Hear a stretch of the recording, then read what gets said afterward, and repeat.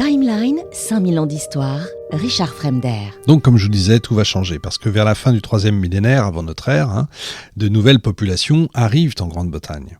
Elles apportent avec elles une culture différente, des pratiques nouvelles, et surtout une autre vision du monde.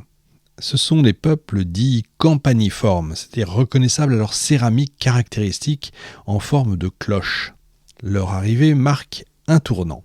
Pas une rupture brutale, encore une fois, pas du matin, du soir au matin, mais une transformation progressive, profonde du site de Stonehenge. Parce que ces nouveaux venus ne se contentent pas d'occuper le lieu. En fait, ils vont le modifier, le réinterpréter, le reconstruire en d'autres termes.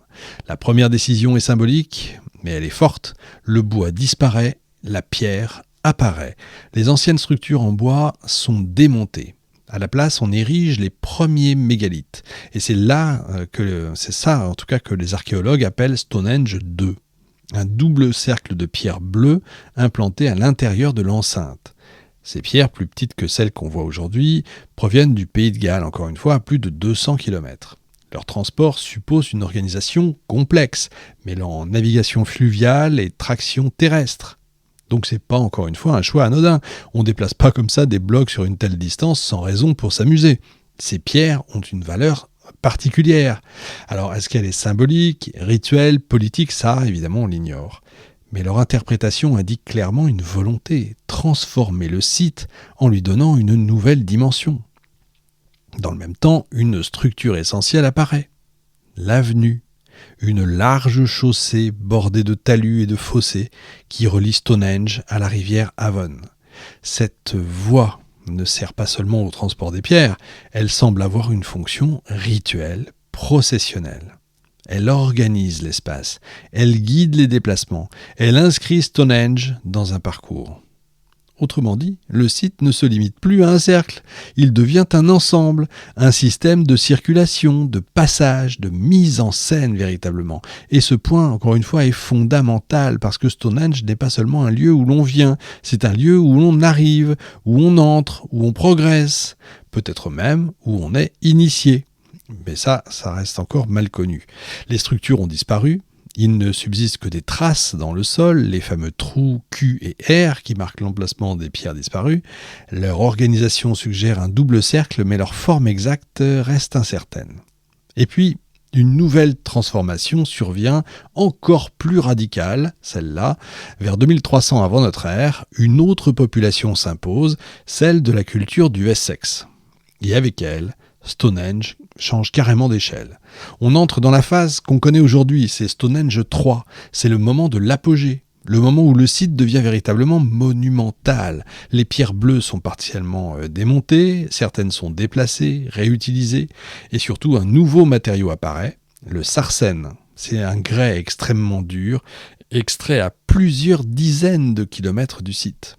Et avec ces blocs gigantesques, les bâtisseurs entreprennent un projet d'une ambition inédite. Un cercle de 30 pierres dressées, hautes de plus de 5 mètres, est érigé. Elles sont surmontées de linteaux horizontaux, formant un anneau continu. À l'intérieur, 5 trilithes monumentaux, 2 piliers et un linteau, des trilithes, sont disposés en fer à cheval. Le plus grand atteint plus de 7 mètres de hauteur. Ce qui frappe, c'est pas seulement la taille, c'est la précision. Les pierres sont taillées, ajustées, assemblées avec des techniques proches de la menuiserie, tenon et mortaise. Les linteaux sont légèrement incurvés pour épouser la forme du cercle. Mais on n'est plus là dans l'architecture rudimentaire, on est dans une ingénierie maîtrisée. Et ça change tout, parce qu'une telle réalisation implique encore une fois des connaissances techniques avancées, une planification rigoureuse, une main-d'œuvre nombreuse, et surtout une autorité capable aussi de coordonner l'ensemble. Donc on ne construit pas Stonehenge 3 sans pouvoir. C'est un chantier qui mobilise des centaines d'individus sur plusieurs générations. Il suppose une organisation sociale structurée, hiérarchisée, capable d'imposer des efforts considérables. Imaginez dans 3 ou 4 000 ans des historiens venant devant Notre-Dame. C'est exactement la même chose. Alors pourquoi accepter un tel travail ? Pourquoi consacrer des années, voire des décennies, à déplacer, tailler et ériger des pierres de plusieurs tonnes ? Eh bien, la réponse tient en un mot, l'importance. Stonehenge est à ce moment-là un lieu central, un lieu qui justifie justement l'effort, un lieu qui dépasse l'individu, un lieu qui rassemble. Mais cette transformation ne se fait pas sans rupture. Les structures précédentes sont détruites, les pierres bleues sont carrément sectionnées, déplacées. Ce geste n'est pas seulement pratique, en fait, il est symbolique. Chaque nouvelle phase de construction semble effacer, au moins en partie, la précédente. Comme si chaque peuple voulait imposer en fait sa propre vision, son propre rapport au sacré, son propre ordre. Stonehenge devient alors un espace de réécriture, un lieu où le passé est intégré, mais aussi transformé, parfois nié. Et pourtant, malgré ces ruptures, une continuité subsiste. Les pierres bleues, après avoir été déplacées, sont réintroduites dans la structure finale. Elles forment à nouveau un cercle puis un fer à cheval à l'intérieur des trilithes. Comme si, malgré le changement, certains éléments restaient indispensables.